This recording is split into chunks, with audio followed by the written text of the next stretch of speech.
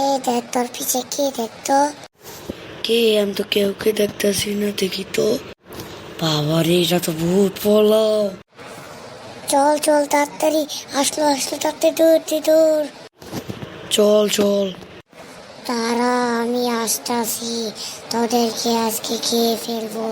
তারা কোথায় পালাবি? হা হা হা, হাও মাও কাও, মানুষের রক্ত খাও।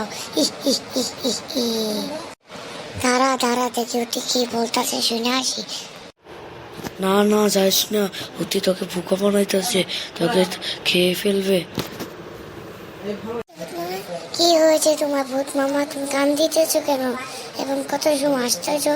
তোমার কি হয়েছে আমাদেরকে খুলে বলো। তাহলে শোনো, একদিনকার ঘটনা। আমি একবার রাস্তা দিয়ে যাচ্ছিলাম, তখন একটি ট্রাক এসে আমাকে মেরে ফেললো। তখন আমার আত্মাটি এখনো শান্তি হয় নাই। তুমি যদি ওই টাকালাকে মারতে পারো, তাহলে আমার আত্মা শান্তি পাবে। সে কোথায় থাকে আমাদেরকে খুলে বলো। সে কালীগত্তরের সাদা একটা বাড়িতে বসবাস করে। তাকে তুমি যদি মারতে পারো, তাহলে আমি তোমাকে অনেক ধন সম্পত্তি ধনী করে দেবো। এ ভাই, চলে আস, অতি তোকে বোকা বানাইতেছে, তুই আয়সা বল, নাহলে তোকে তো সে মেরে ফেলবে। না না, সে অনেক ভালো শয়তান, তোকে কিছুই করবে না, তুই কথাটা শুনে থাকে। চলো আসো যাই ওই শয়তানের ওই টাকালার বাড়িতে। তারপর আমরা তাকে মারে একবারে তোমার আত্মা শান্তি দিয়ে দেবো। চলো চলো যাই।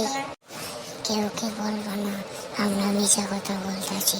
ওদের দুজনে অনেক দিন থেকে রক্ত খাই না, ওদের রক্ত আজকে খেয়ে আমার পেটটা মিটাবো। সবাই চুপ করে থাকবো, নাহলে তোমাদেরকেও খতম করে দেবো। আরে তুমি কি করতেছো? আমাদেরকে মেরে ফেলতেছো কেন? আমরা তোমার বন্ধু।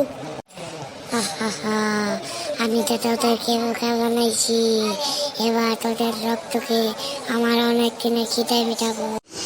বাঁচাও, আমাদেরকে বাঁচাও, কেউ শয়তানটি আমাদেরকে মেরে ফেললো, বাঁচাও।